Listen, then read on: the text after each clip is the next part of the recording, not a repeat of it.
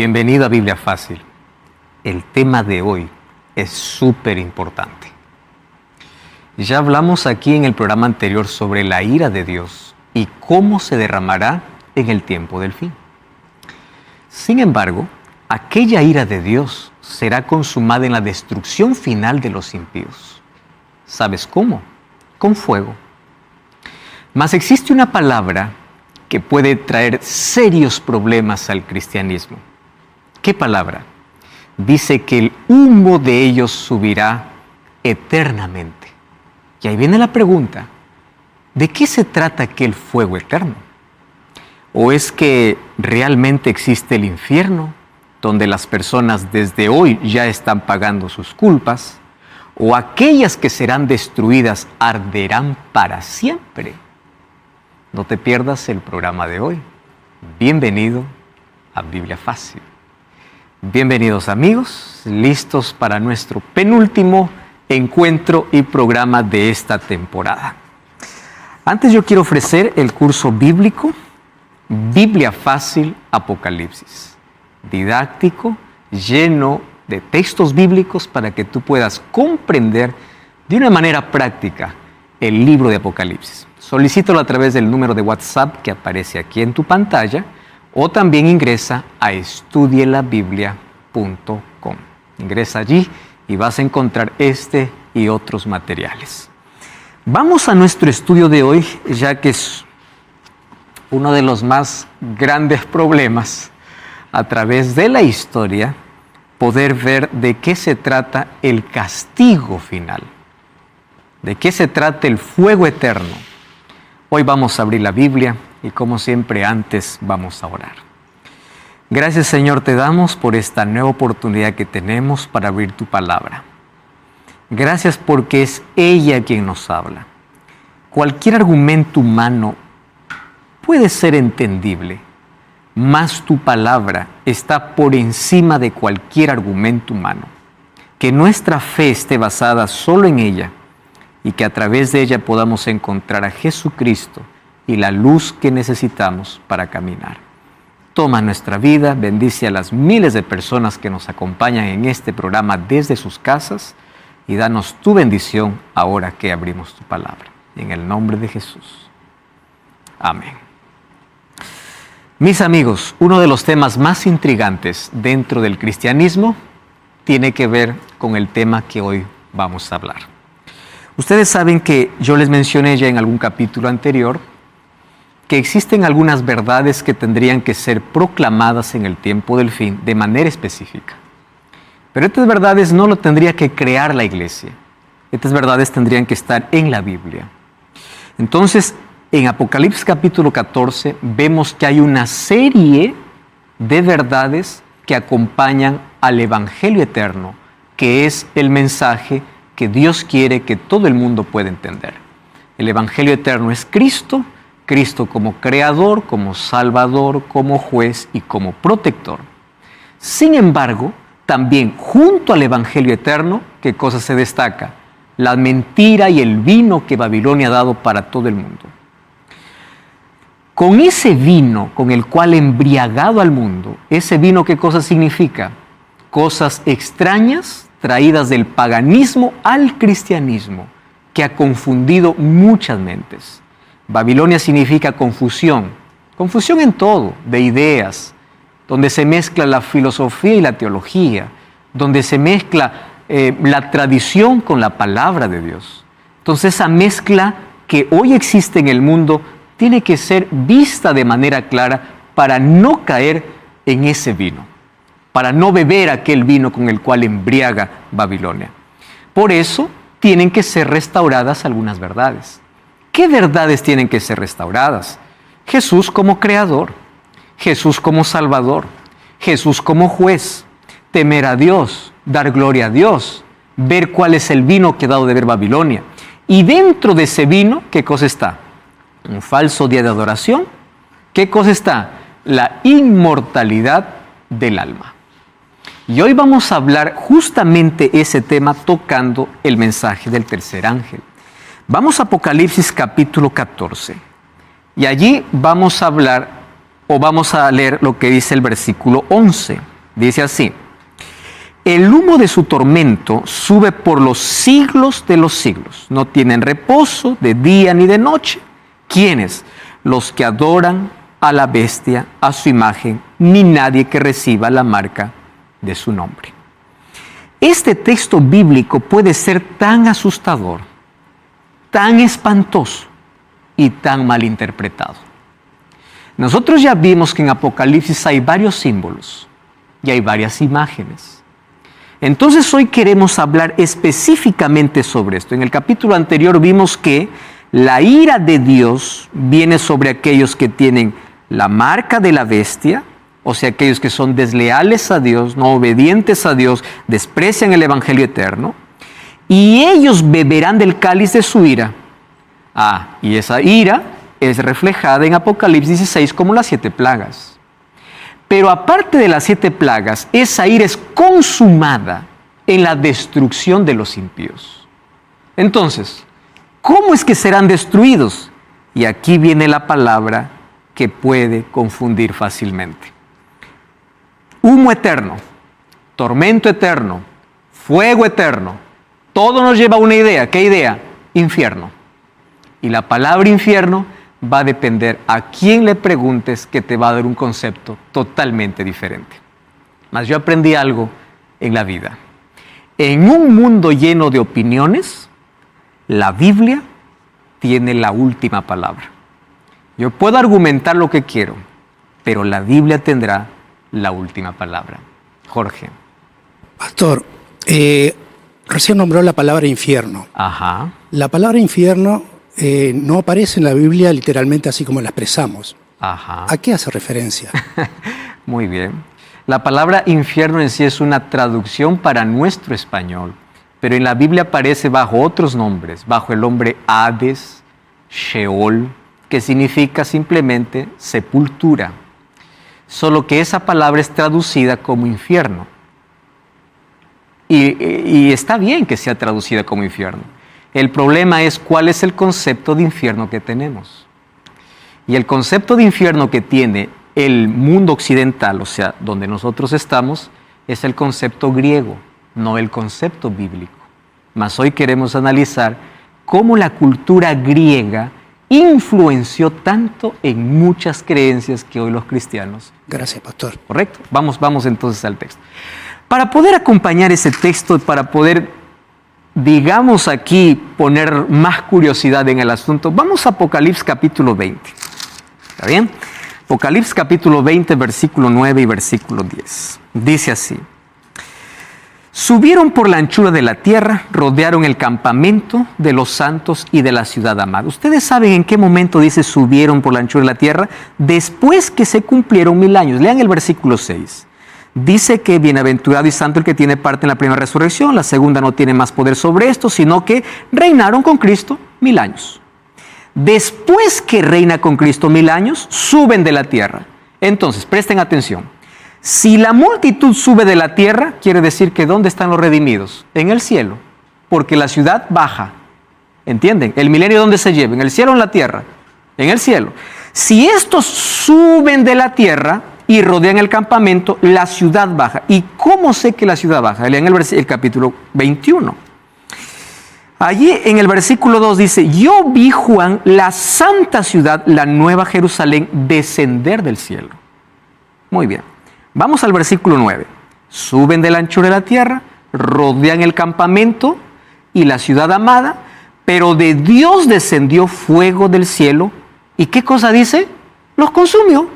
No dice que sufrieron eternamente. Aquí aparentemente hay una contradicción, ¿no? Versículo 10.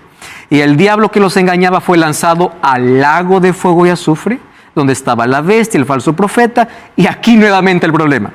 Fueron atormentados día y noche por los siglos de los siglos. ¿Qué les parece? Aquí entramos en un problema. Dice que cuando suben, desciende fuego del cielo y los acaba.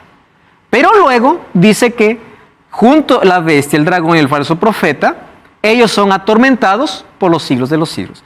La palabra por los siglos de los siglos es una manera de poder expresar eterno. ¿Correcto? Y la palabra eterno en el idioma original, en el hebreo, es Olam. Recuerden esa palabra porque la vamos a repetir muchas veces. Olam, pacto eterno. ¿Correcto? Eterno. La palabra eterno en el hebreo es olam. Para nosotros, ¿qué cosa sería? Por los siglos de los siglos, eternamente, en fin. Muy bien. Vamos entonces al punto. ¿Cuál es el punto?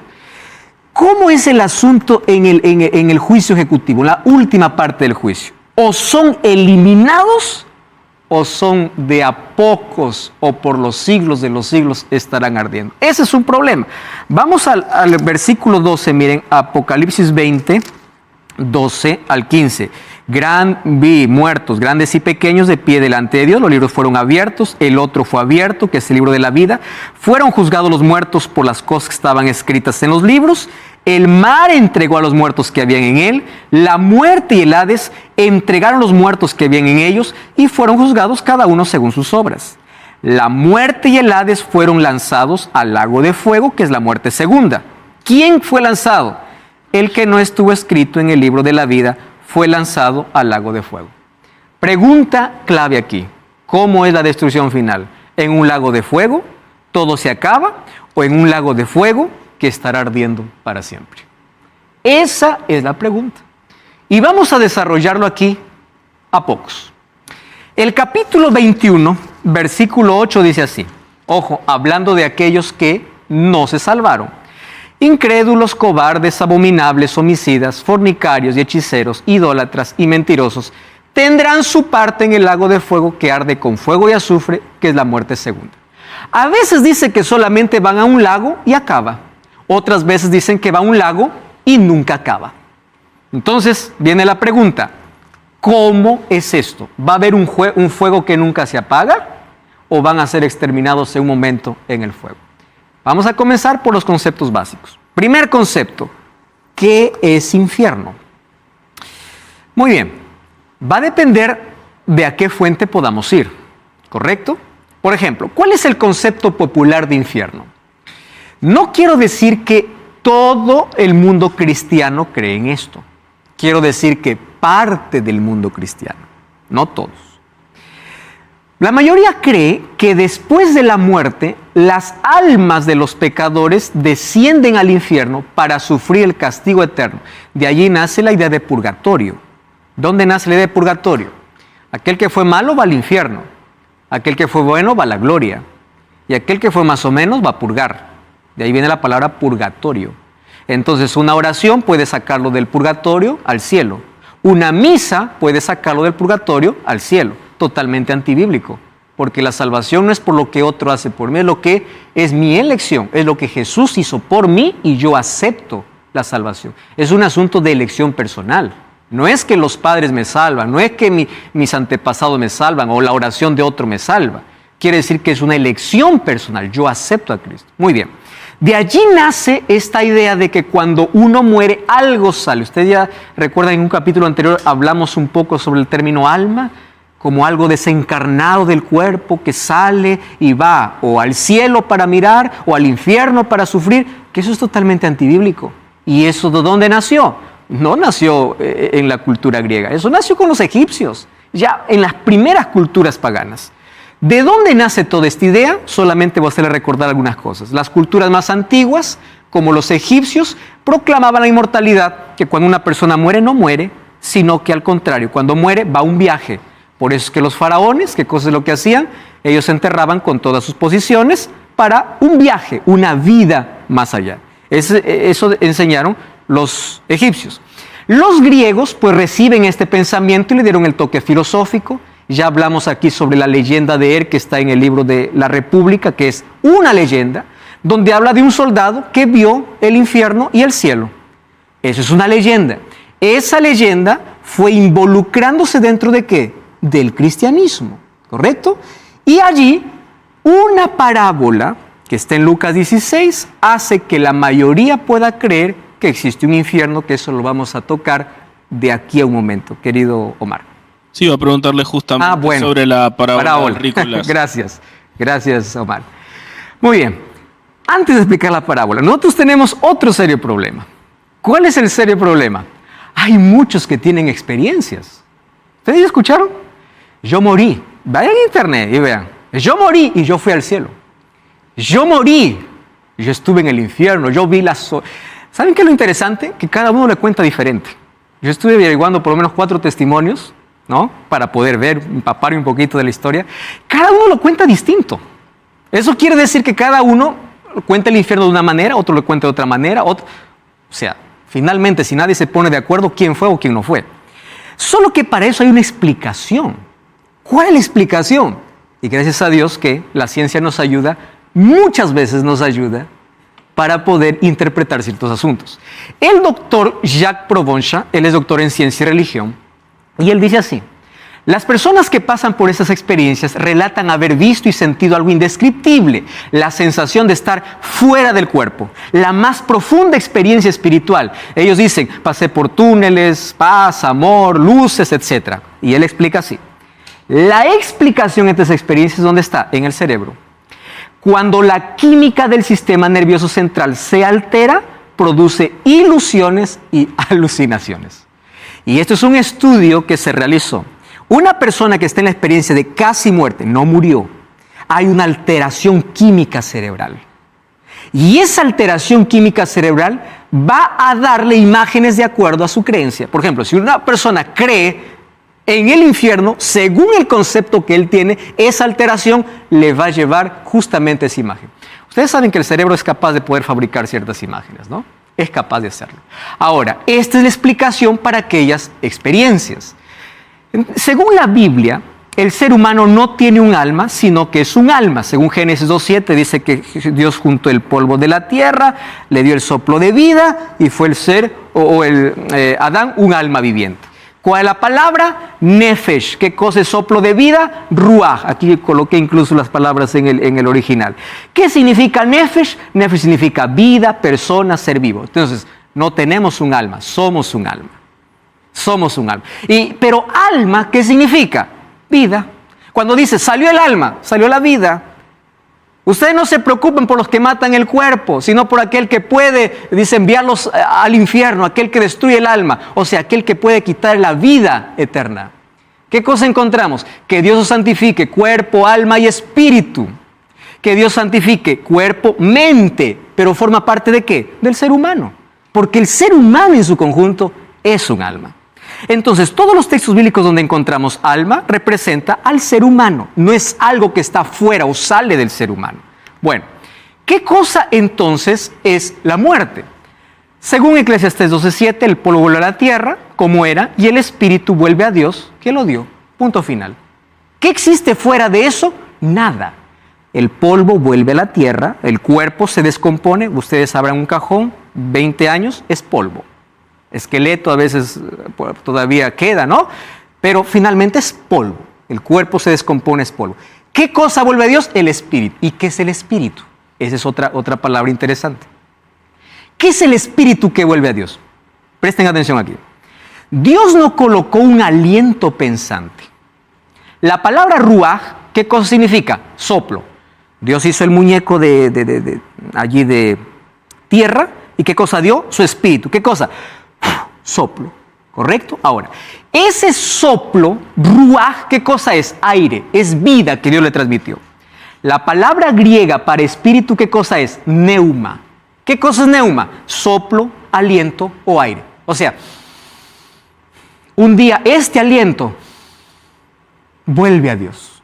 No existe nada más. El aliento que vuelve a Dios, el soplo de vida que Él me dio para poder vivir, vuelve a Dios y el cuerpo vuelve a la tierra. Entonces, el soplo no es un ser pensante. El soplo no es algo que sufre, no es algo que está disfrutando o algo que se está quemando. El soplo solo apareció cuando el polvo de la tierra y el soplo de vida se unieron. Es decir, el ser humano es un ser vivo, es un ser pensante, cuando se une polvo de la tierra más el soplo de vida. ¿Por qué es interesante analizar incluso la palabra neuma? De la palabra neuma viene la palabra neumático. ¿Qué cosa es? Aire.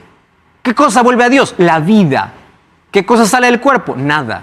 Vuelve a Dios la vida, el cuerpo vuelve a la tierra. ¿Hasta cuándo? Hasta que sucede la resurrección, como dice 1 Tesalonicenses capítulo 4. Eclesiastés 9:5 dice: los vivos saben que han de morir, los muertos nada saben. No tienen más paga, su memoria es puesta en olvido, su amor y su odio todo fenecieron, nunca más tienen parte debajo del sol. Ah, muy bien, pastor, pero no tienen parte debajo del sol, pero están en el cielo.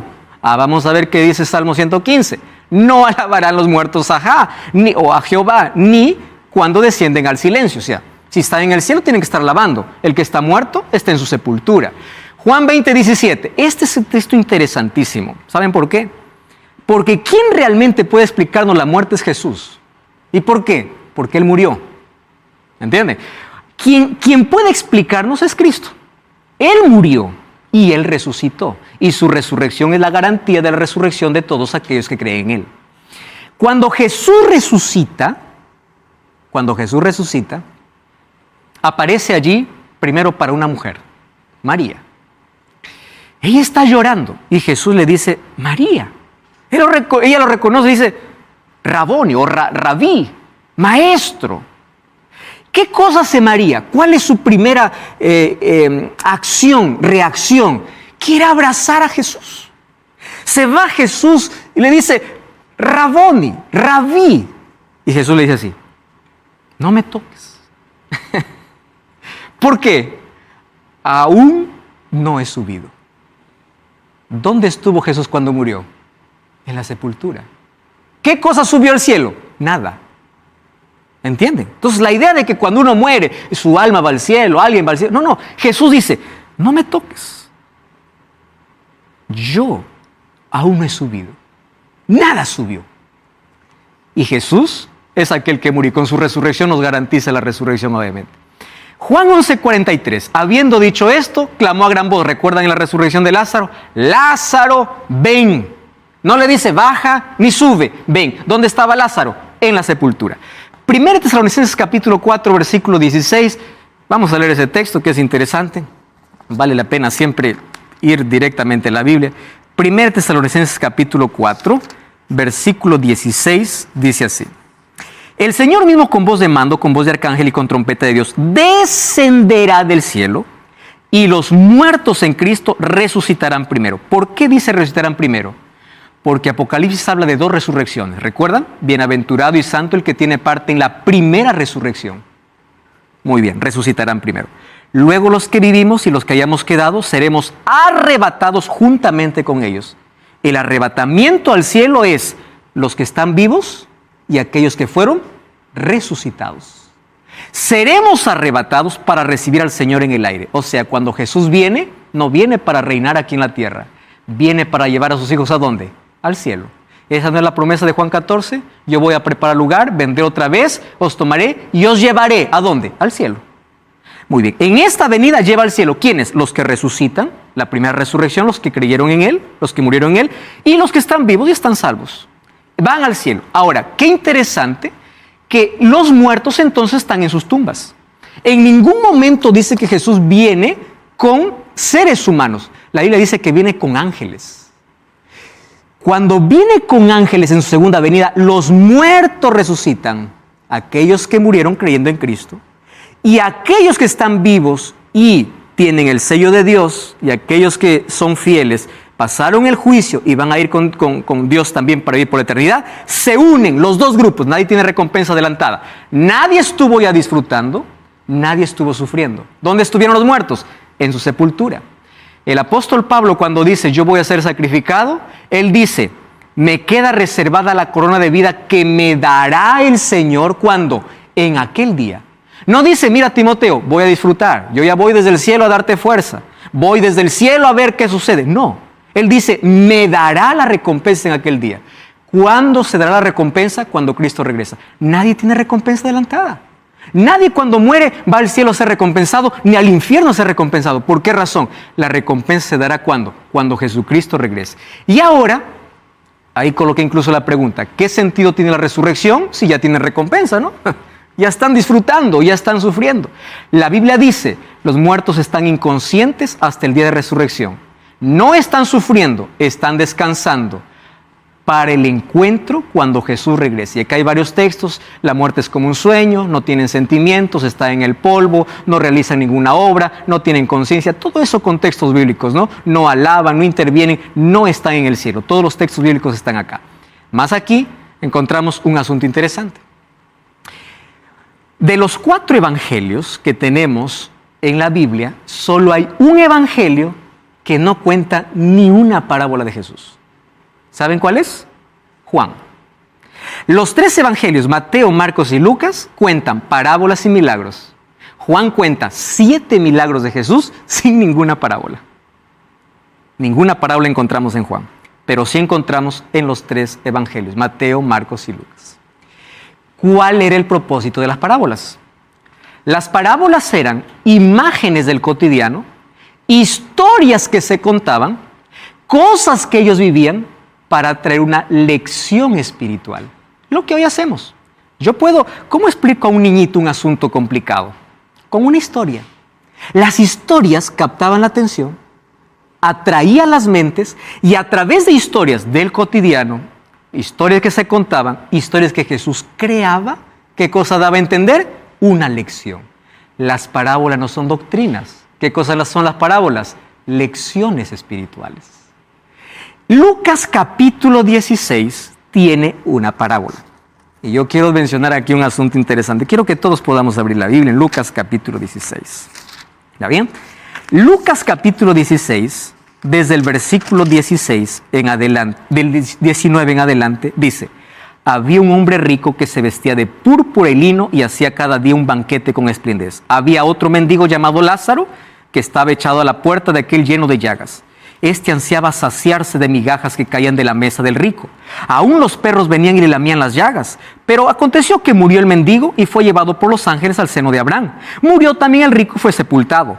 Y allí en el infierno o en el Hades alzó su voz, o alzó sus ojos, estando en tormentos, y vio de lejos a Abraham y a Lázaro en su seno. Entonces gritando dijo: Padre Abraham, ten misericordia de mí, envía a Lázaro que moje la punta de su dedo en agua y refresque mi lengua, que estoy atormentado en llama. Abraham le dijo: Hijo, tú recibiste bienes en vida, Lázaro males, ahora está consolado y tú atormentado.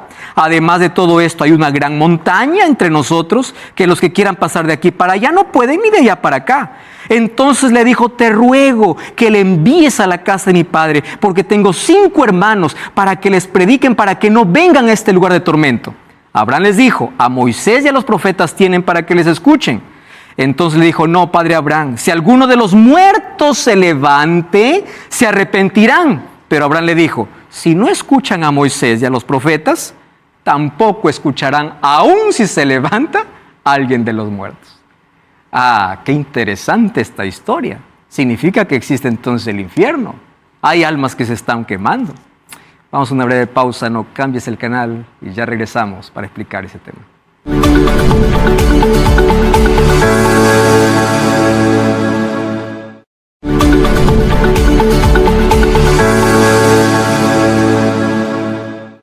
Aquí de regreso en Biblia Fácil. Ya sabes que puedes solicitar un curso bíblico, Biblia Fácil Apocalipsis, entrando a este número de WhatsApp o también ingresando a estudialabiblia.com.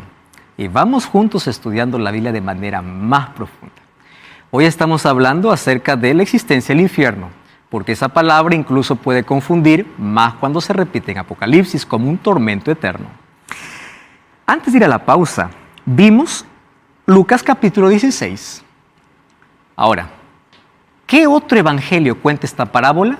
Ninguno, solo Lucas, el único que cuenta esta parábola. Y alguien me escribió lo siguiente, y yo la verdad quiero y admiro mucho a las personas que cuando preguntan de manera sincera. Y aquí va mi respuesta. Pastor, cuando Jesús cuenta esto, no dice es una parábola. Ese es lo primero que me han dicho. Escúchame acá. Lucas 14, versículo 16, tampoco dice que es una parábola. Lee conmigo. Dice así: Jesús les dijo: un hombre hizo una gran cena y convidó a muchos. No dice que es una parábola. ¿Por qué Lucas 16 es una parábola? Porque Lucas tiene una sección donde cuenta solo parábolas. Y te voy a mostrar desde el 14 en adelante. Entonces, la historia del rico y Lázaro está en un contexto de parábolas. El versículo 17 del capítulo 14 no dice Jesús contó una parábola. Dice, un hombre convidó a muchos y ahí viene la cena, los que fueron invitados no llegaron, etcétera, etcétera. Eso es una parábola. No es un hecho real. Vamos al capítulo 15. Ahora el capítulo 15, versículo 3, dice así. Entonces le refirió esta parábola. Ah, qué lindo, ¿verdad? ¿Qué parábola cuenta? De las ovejas. Cuenta la parábola de la mujer que pierde 10 dracmas. Y mira el versículo 11. No dice que es parábola. Dice, también dijo. No dice, les voy a contar otra parábola. Dice, también dijo, un hombre tenía 2 hijos. Y habla la historia del hijo pródigo. Pregunto, ¿esto no era una parábola? Era. Vamos al capítulo 16. No dice es una parábola. El capítulo 16 dice, dijo también, había un hombre rico que tenía su mayordomo y fue acusado. ¿Dice que es una parábola? No. Explica, cuenta. No está diciendo es una parábola, pero está en un contexto de parábolas. ¿Entiendes? Y en el capítulo 16 está hablando de la parábola de un mayordomo infiel.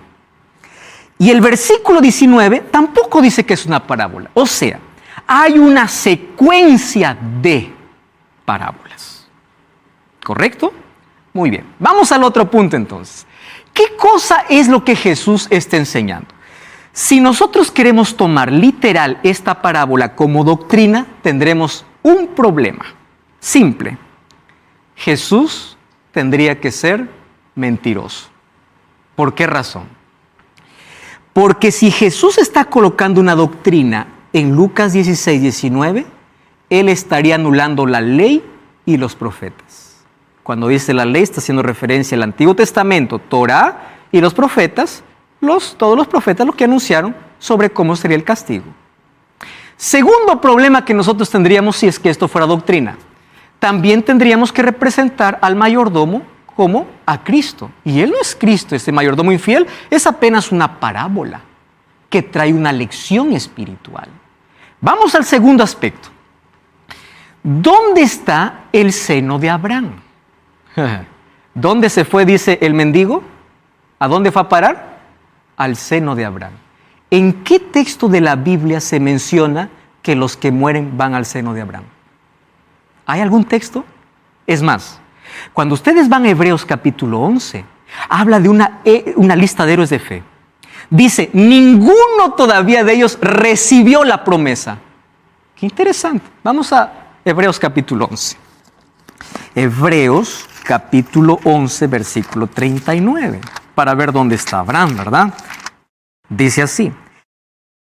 Ninguno de ellos, aunque alcanzaron buen testimonio mediante la fe, recibieron lo prometido. ¿Cuál era la promesa para ellos? ¿No era también la salvación y la eternidad? Ninguno. Ahora, cuando habla de ninguno, ¿quiénes están allí? Vean el capítulo. Está Abraham, está Moisés, ahí no está Isaac. ¿Quién está más? Jefté, Raaf, todos ellos. Abraham, ¿dónde está? Dentro de ese grupo. Ninguno de ellos recibió. Ahora, presten atención aquí. Entonces, si el seno de Abraham no existe como un lugar donde van los muertos, quiere decir que esta es apenas una historia. ¿Correcto? Ahora les voy a explicar por qué razón. ¿De qué tamaño sería el seno de Abraham para poder recibir a todos los que mueren? Imagínense. Otra pregunta interesante. ¿Dónde fueron los muertos antes de Abraham? Si es que realmente Abraham los abrigara en su seno a todos los que van a salvarse. Otro aspecto importante. ¿Quiere decir que en la eternidad el ser humano va a mirar a los otros sufriendo? Imagínense una eternidad así. Yo estoy aquí eternamente y del otro lado estoy viendo. Mi familiar ahí está sufriendo eternamente. Porque allí dice que se miran. Y viene la pregunta entonces. ¿Realmente en la eternidad se van a mirar los redimidos y los que están quemándose? Ahí van a estar contemplando cómo eternamente se queman. ¿Eso es bíblico? No lo es. Porque en esta parábola se ven. Entonces es una historia. Otro aspecto importante. Aquí dice, aquellos que defienden esta idea, dicen que es el alma. Entonces viene la pregunta, ¿el alma tiene lengua? ¿El alma tiene cuerpo? Porque allí dice que el rico, ¿qué cosa tenía? Sed. Quiere decir que está hablando que el alma tiene cuerpo. ¿Se dan cuenta de la incoherencia que existe al poder colocarlo de manera literal esta parábola? Otro aspecto. Jesús usó una historia contada ya por ellos. ¿Por qué razón? Primera cosa, al morir el destino está definido. ¿Cuál es la primera lección? Nadie puede pasar de allá para acá ni de aquí para allá. Cuando uno muere, el asunto está definido. Primera lección. Segunda lección. Los judíos llamaban de padre ¿a quién? A Abraham. Sino que ellos, el pueblo judío, representaba a aquel hombre rico, que tenían los privilegios, tenían las promesas, tenían todos, y llamaban a Abraham de padre. Pero aún teniendo todos esos privilegios, un día se perdieron. ¿Saben por qué se perdieron? Porque rechazaron a Jesús. ¿Para quién era esta parábola? Para los judíos que despreciaban a Cristo, teniendo como padre ¿a quién? A Abraham. ¿Y a quién representa el mendigo? Pues a los gentiles. Aquellos que ustedes condenan y dicen miserables pecadores, ellos estarán allá. ¿Saben por qué? Porque ellos reconocieron su miserableza y están allá. ¿Saben cuál es el mayor problema en la parábola? En la parábola dice que Abraham le dice, tú estás en el infierno porque en la vida te fue bien. Él está aquí porque en la vida le fue mal. Quiere decir que la salvación es porque me va bien o me va mal. ¿Se dan cuenta que hay mucha inconsistencia en las parábolas? En esa parábola para que pueda ser una doctrina. Entonces, al no ser una doctrina, hay lecciones. ¿Cuál es la lección principal? Ellos tienen las escrituras y no quieren oír las escrituras. Y aun cuando se levante alguien de los muertos, no escucharán las escrituras. ¿De qué está hablando? De la arrogancia judía. ¿Y de qué está hablando? Que ellos no prestan atención a las escrituras. Todo esto dentro de una parábola para traer lecciones, no para tomarlo como doctrina. ¿Correcto? Ahora, voy a hacer aquí algunas preguntas interesantes. Si el infierno fuese un lugar donde los malos permanecen quemándose eternamente atormentados, voy a hacer solamente 4 preguntas. Primera pregunta, que hay que contestarlo. ¿Es justo que uno que peca 70 años pague sus pecados en trillones de años? Esa justicia no existe ni aquí en la tierra, ¿no? Ustedes saben que para cada delito incluso hay una pena. Ahora, ¿sería justo que Dios a alguien que vivió 100 años pecando le haga pagar su condena trillones de años? Ese no es el Dios que demuestra la Biblia. Segunda pregunta, ¿cómo pasaría la eternidad pensando que un familiar sigue ardiendo eternamente? ¿Qué tipo de eternidad es esa? Tercera pregunta, esta es la más interesante. Para arder eternamente hay que vivir eternamente. ¿No les parece que esto es lógico? Para que alguien arde eternamente, primero tiene que vivir eternamente. Y la Biblia dice que vida eterna solamente tienen ¿quiénes? Los redimidos. Los pecadores no. ¿Cómo van a arder eternamente si no tienen vida eterna? Ilógico, ¿verdad? ¿Cómo quedaría el texto donde dice que el mal sería destruido? El mal entonces no es destruido, continúa eternamente. ¿Por qué? Porque siguen pecadores ardiendo. Entonces, ese no es el Dios que la Biblia enseña. Pero ¿qué hacemos con esos pasajes que dicen que el humo sube eternamente, que el fuego es eterno? Vamos a entenderlos ahora. La confusión viene de la lectura que se hace de las traducciones. ¿Cuál palabra? Sheol, que es traducida como infierno, pero que en la realidad significa sepultura, y Olam, que significa para siempre. La palabra griega para eterno es aionion, que significa por los siglos de los siglos o para siempre. ¿Cuál es el problema en nuestra concepción de la palabra eterno? Vamos aquí. Las personas entienden que los malos serán lanzados al infierno y arderán en un esquema de eterno. ¿Qué cosa es eterno? Olam y aionios. ¿Recuerdan que les dije que puedan recordar esta palabra? Olam. ¿Qué significa Olam en la Biblia? Vamos al libro de Primera de Crónicas, capítulo 28. ¿Está bien? Primera de Crónicas, capítulo 28, versículo 4. Primera de Crónicas, capítulo 28. ¿Saben quién está hablando aquí? David. ¿Está bien? David. 28:4. ¿Qué cosa dice allí? Dice allí, sin embargo, Jehová, el Dios de Israel, me eligió de entre toda la casa de mi padre para que fuera rey de Israel. ¿Qué cosa dice sus Biblias? Hay varias traducciones. Algunas traducciones dicen eternamente, otros perpetuamente, otros para siempre. ¿Quién está hablando aquí? David. ¿Ustedes saben qué palabra se usa aquí en 1 Crónicas 28:4? ¿Saben qué palabra? Olam. ¿Qué significa Olam? Eterno. ¿Qué cosa dijo David? Dios me ha hecho a mí, ¿qué cosa? Un rey eterno. Eterno. Vamos al capítulo 29, versículo 27. 29-27. Un capítulo después.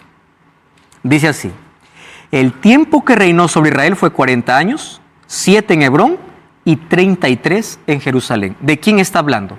De David. ¿Cómo es que sería rey eterno? Y algunos por ahí explican y dicen así: es que Jesús viene de la descendencia de David. Correcto, esa es la profecía. Sin embargo, aquí David está hablando que él sería, no está hablando que Jesús sería. Él dice: yo seré un rey eterno. ¿Qué significa la palabra Olam? La palabra eterno en la Biblia va a depender a dónde esté enlazada, el objeto al cual esté unido. Si la palabra eterno está unido al ser humano, es eterno mientras dure, eterno mientras viva, ininterrumpidamente, eterno mientras dure. Si la palabra eterno está unida a Dios, es eterno sin fin. ¿Por qué eterno sin fin? Porque Dios es eterno. Entonces, la palabra eterno en el Apocalipsis, ¿a qué está unida? Al pecado. Y el pecado no es eterno. Por eso es que cuando Jesús dice: los justos irán a la vida eterna y los impíos al fuego eterno, ¿qué cosa está diciendo? Unos tendrán vida eterna sin fin, eterno, Olam, aionios, y otros al fuego eterno, eterno mientras dure. ¿Qué significa fuego eterno entonces? Destrucción completa, total. Ahí encaja lo que dice Malaquías 4. No dejará ni raíz ni rama. ¿Por qué? Porque la palabra eterno estuvo unida ¿a qué? Al pecado. Sí, Omar. Sí, dos preguntas. Una, por lo que entendí, entonces usted interpreta como alma y espíritu son la misma cosa, siendo que algunos interpretan que somos espíritu, tenemos un alma y vivimos dentro de un cuerpo, siendo que el espíritu es donde me relaciono con Dios o puedo conectarme con el mundo. El área espiritual. Y el alma es emociones, voluntad e intelecto. Esa es mi pregunta, porque habla santifiquen espíritu, alma y cuerpo, como que el espíritu y alma son dos cosas diferentes. Y en relación al infierno, me llama la atención cuando Jesús en Marcos capítulo 9 dice: bueno, si tu ojo te hace pecar, sácatelo, más vale entrar en el reino con un solo ojo que ser arrojado con los dos al infierno, donde su gusano no muere y el fuego no se apaga. Sí. Y después en otra parte dice: donde hay lloro y crujir de dientes. O sea, como que hay un sufrimiento. ¿Sabes, Omar, de dónde está tomando esa palabra donde el gusano no muere y el fuego no se apaga? De Isaías capítulo 65. Y sabes, vamos a la Biblia, ¿está bien? Isaías. Vamos a Isaías. Lloro y crujir. Y el crujir de dientes también. Vamos a Isaías, capítulo 65. Vamos a ver 65, 66. Isaías, capítulo 65.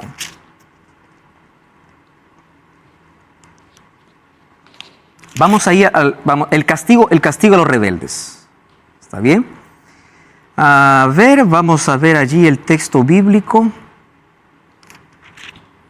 Capítulo 65. Bueno, allí vamos a ver el versículo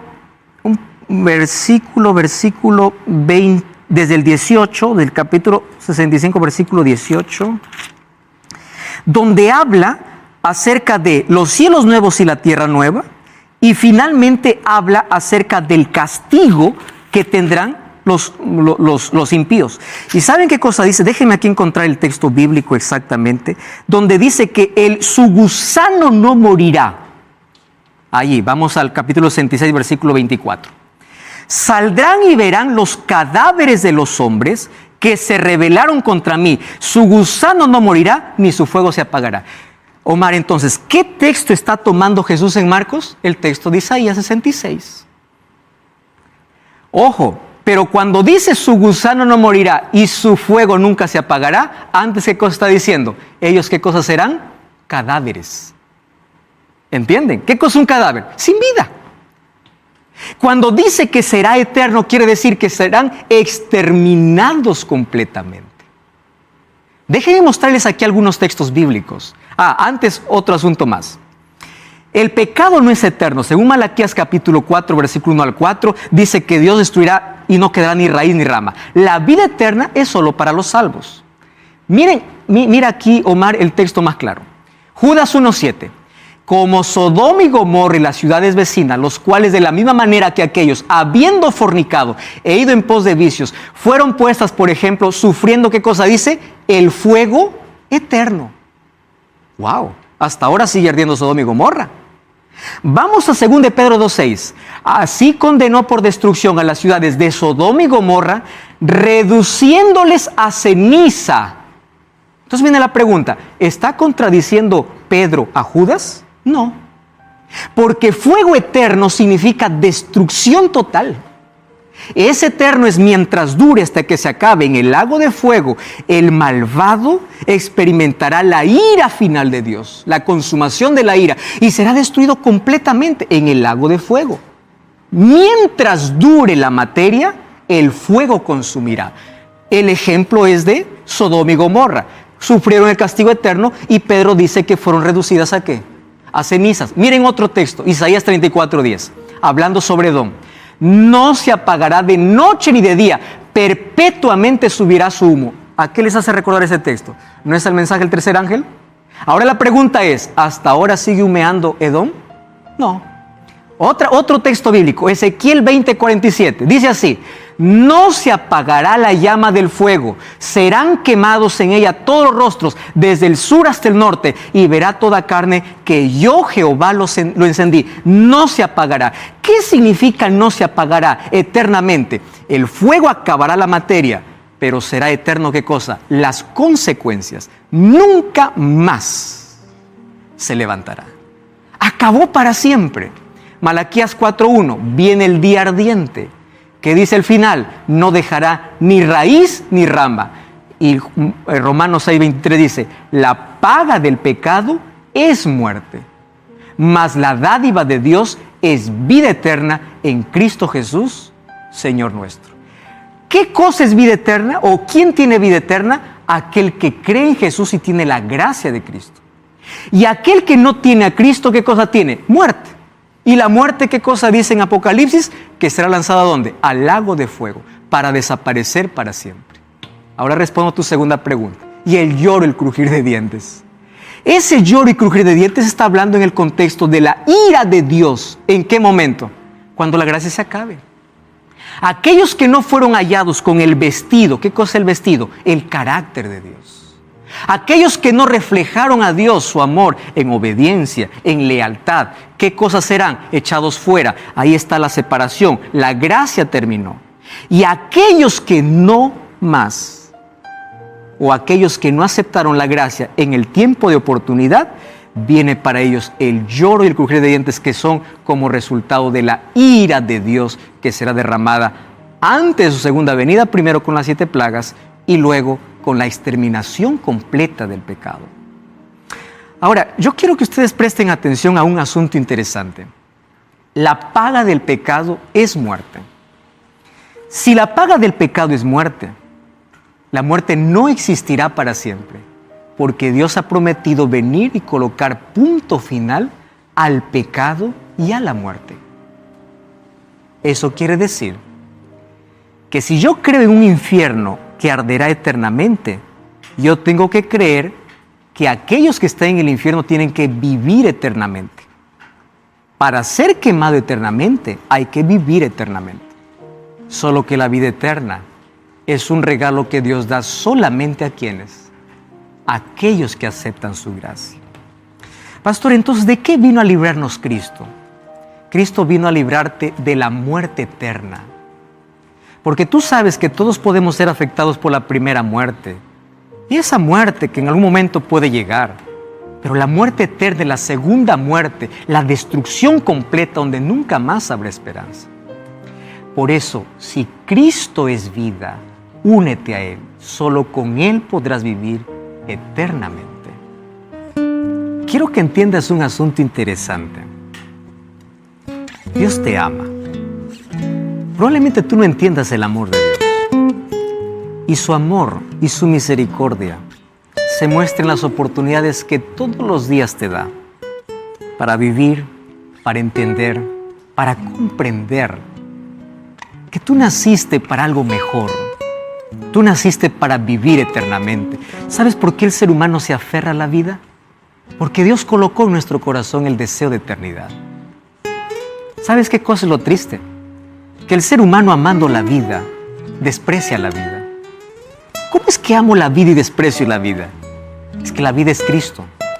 La vida sin Él no tiene propósito, no tiene sentido, es vacía, no es plena. Y allí aparece Jesús y dice: yo soy la vida.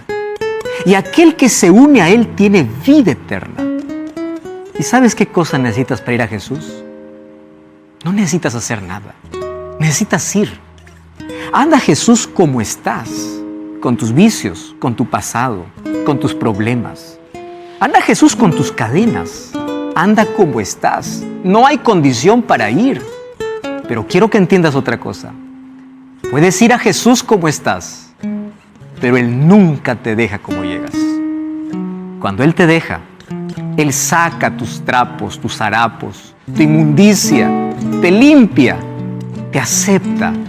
Y cuando entras a sus brazos, cuando entras a su redil, Él te enseña a caminar.